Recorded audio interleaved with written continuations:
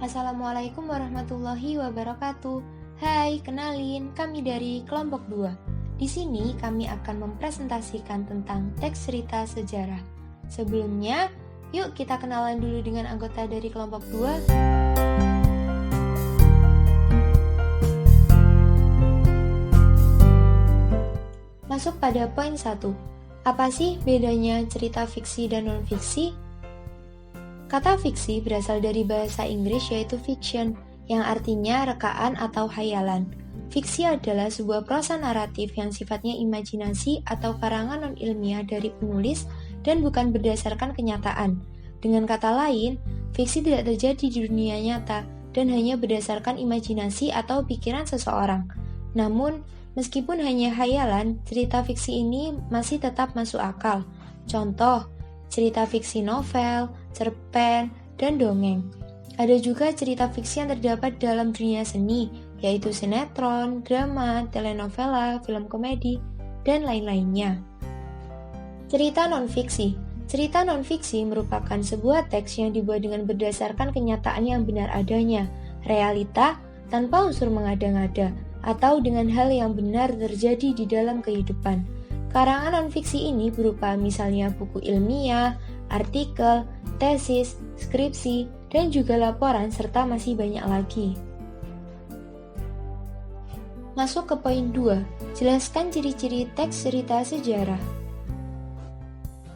Teks cerita sejarah adalah teks yang menjelaskan dan menceritakan tentang fakta dan kejadian masa lalu yang menjadi latar belakang terjadinya sesuatu yang mempunyai nilai sejarah. Ciri-ciri teks sejarah. Pertama, disajikan secara kronologis atau urutan peristiwa atau urutan kejadian.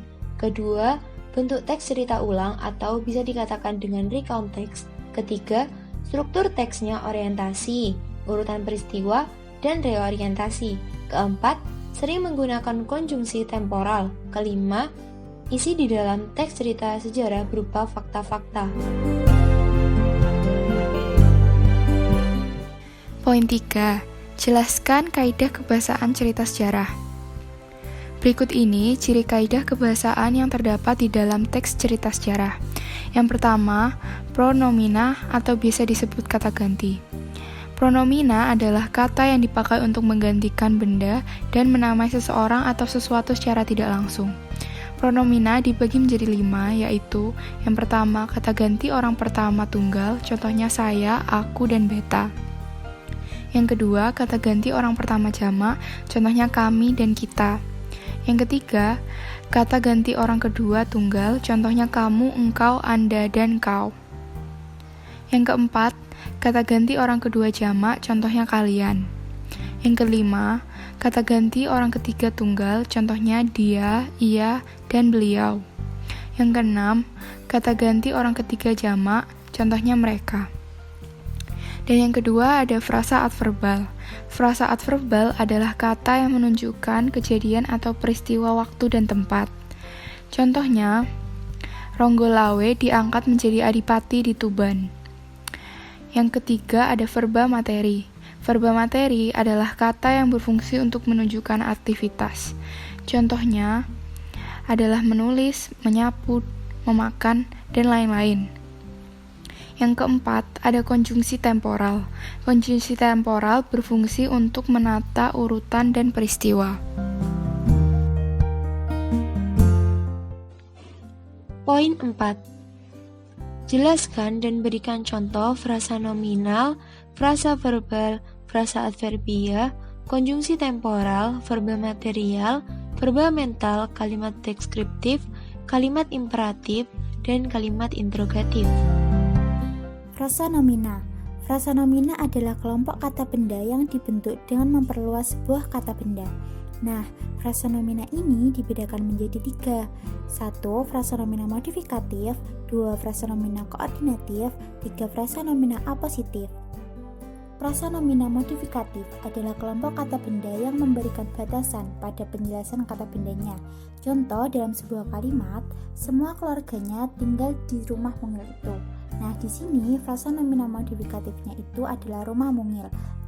Kenapa? Karena dalam batasan rumah mungil atau rumah yang kecil itu terdapat sebuah keluarga. Nah, Frasa nomina koordinatif merupakan kelompok kata benda yang memiliki kedudukan setara sebagai inti dalam kalimatnya, namun tidak saling menerangkan. Contoh dalam sebuah kalimat, semua prajurit sudah siap lahir dan batin, ditugaskan di daerah manapun, bahkan daerah konflik sekalipun. Di sini, frasa nomina koordinatifnya adalah lahir dan batin. Lalu ada baiknya sebelum menerima pekerjaan itu, kamu ketahui dulu apa hak dan kewajibanmu. Nah, di sini frasa nomina koordinatifnya hak dan kewajiban. Frasa nomina apositif merupakan kelompok kata kerja yang memberikan keterangan lebih rinci atau detail untuk menjelaskan kata yang diikutinya. Contoh, A. Jakarta, ibu kota negara Indonesia, sudah berumur 485 tahun. Nah, di sini Jakarta merupakan ibu kota negara Indonesia yang sudah berumur 485 tahun. Frasa verbal. Frasa verbal adalah kelompok kata yang terbentuk dari kata-kata kerja. Sama halnya dengan frasa nomina, frasa verbal terdiri dari 3 macam, yaitu satu frasa verba modifikatif, yang kedua frasa verba koordinatif, yang ketiga frasa verba apositif. Frasa verba modifikatif terdiri atas pembatas belakang dan pembatas depan. Pembatas belakang, misal A. Ia bekerja keras sepanjang hari. B. Kami membaca buku itu sekali lagi. Nah, di sini frasa verba modifikatifnya itu terdapat pada bagian belakang, yakni sepanjang hari dan sekali lagi. Lalu untuk pembatas depan, contoh kalimatnya, A. Kami yakin mendapatkan pekerjaan itu. B. Mereka pasti membuat karya yang lebih baik lagi pada tahun mendatang. Nah, di sini frasa verba modifikatifnya terdapat pada bagian depan, yakni mendapat pekerjaan lalu membuat karya yang lebih baik atau karya yang lebih baik. Yang kedua, frasa verba koordinatif adalah dua verba yang digabungkan menjadi satu dengan adanya penambahan kata hubung dan atau. Contoh kalimat, A. Orang itu merusak dan menghancurkan tempat tinggalnya sendiri. Yang B. Kita pergi ke toko buku atau ke perpustakaan. Yang ketiga, frasa verbal apositif, yaitu sebagai keterangan yang ditambahkan atau diselipkan. Contoh kalimat, A. Pekerjaan orang itu berdagang kain kini semakin maju. B. Setiap selesai sholat maghrib, Rusdi mengaji, melantunkan ayat-ayat suci Al-Quran. Di sini, frasa verbal apositifnya itu terdapat pada kata berdagang kain dan melantunkan ayat-ayat suci Al-Quran. Kenapa? Untuk poin yang A, berdagang kain itu merupakan kata yang diselipkan, sedangkan yang B, melantunkan ayat-ayat suci Al-Quran merupakan kata tambahan yang mempertegas mengaji. Frasa adverbial. Frasa adverbial dibentuk dari kata keterangan sifat. Nah, sama halnya dengan nomina dan verba tadi, frasa ini juga dibagi menjadi 3, yakni frasa adverbial modifikatif, frasa adverbial koordinatif, dan frasa adverbial apositif. Contoh, frasa adverbial modifikatif, sangat pintar, paling cantik. Frasa adverbial koordinatif, contohnya aman, tentram. Frasa adverbial apositif, contohnya Lili ayu menawan, dilamar oleh seorang duda muda. Dilamar oleh seorang duda muda merupakan kalimat tambahan untuk mempertegas status Lili. Konjungsi temporal. Konjungsi sendiri merupakan kata hubung, sedangkan temporal yang berasal dari kata tempo merupakan waktu, sehingga konjungsi temporal adalah kata hubung yang menjelaskan hubungan waktu antara dua hal atau peristiwa. Nah, konjungsi temporal ini dibagi menjadi 2, yakni konjungsi temporal sederajat dan konjungsi temporal tidak sederajat. Konjungsi temporal sederajat harus berada di tengah kalimat, tidak boleh berada di depan atau akhir kalimat. Konjungsi temporal sederajat merupakan kata hubung waktu yang sederajat. Konjungsi ini dipakai dalam beberapa jenis kalimat majemuk setara. Contoh konjungsinya, lalu, kemudian, sesudahnya, selanjutnya, dan sebelumnya. Contoh kalimatnya, yang pertama, ibu memotong bawang merah, lalu menggorengnya hingga matang. Yang kedua, Adi membaca soal yang diberikan kemudian mengerjakannya. Konjungsi temporal tidak sederajat. Konjungsi ini dapat diletakkan di awal, tengah, maupun akhir kalimat. Konjungsi temporal tidak sederajat juga dikenal dengan konjungsi bertingkat. Konjungsi ini menghubungkan kalimat yang bertingkat atau tidak sederajat. Kata hubung ini juga digunakan untuk berbagai jenis kalimat majemuk. Contoh kata hubungnya atau konjungsinya apabila, bila, bila mana, demi, hingga, dan lain-lain seperti halnya yang ada di gambar. Contoh kalimatnya.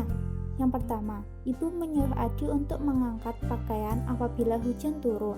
Yang kedua, bila adik malas belajar, ayah tidak akan membelikan mainan baru.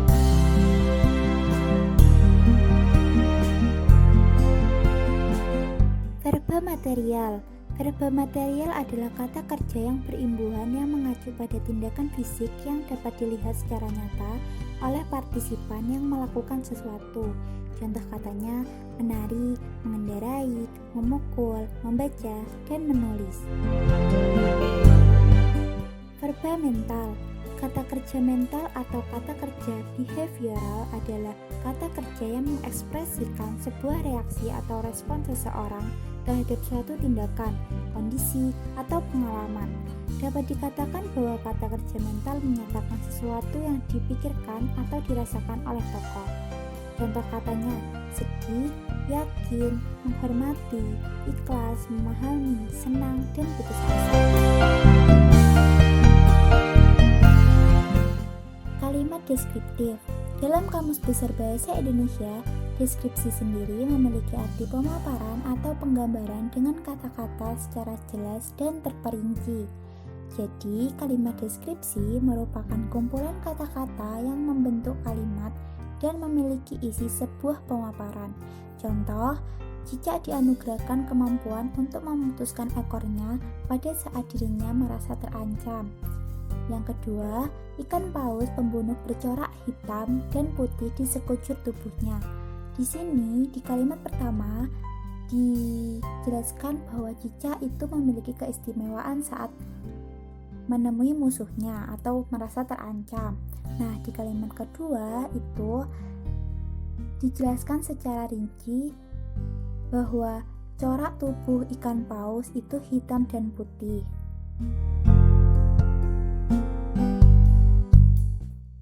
Kalimat imperatif biasanya dikenal dengan kalimat perintah, memiliki fungsi untuk melarang atau juga meminta seseorang guna melakukan sesuatu atau aktivitas atau sebuah kegiatan.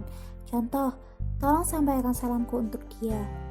Yang kedua, ayo tunjukkan keseriusanmu. Yang ketiga, bergegaslah ke ladang. Nah, biasanya kalimat imperatif ini diikuti dengan tanda seru untuk mempertegas sebuah kalimat tersebut. Kalimat interrogatif atau biasa dikenal dengan kalimat tanya, berguna untuk menanyakan informasi, berita, atau juga kabar dan lain sebagainya kepada orang lain. Nah, kalimat interrogatif ini membutuhkan jawaban iya atau tidak atau jenis informasi yang ditanyakan. Contoh, apakah Anda mengendarai mobil itu? Apakah Anda mencintai gadis itu? Apakah pisang merupakan alat musik?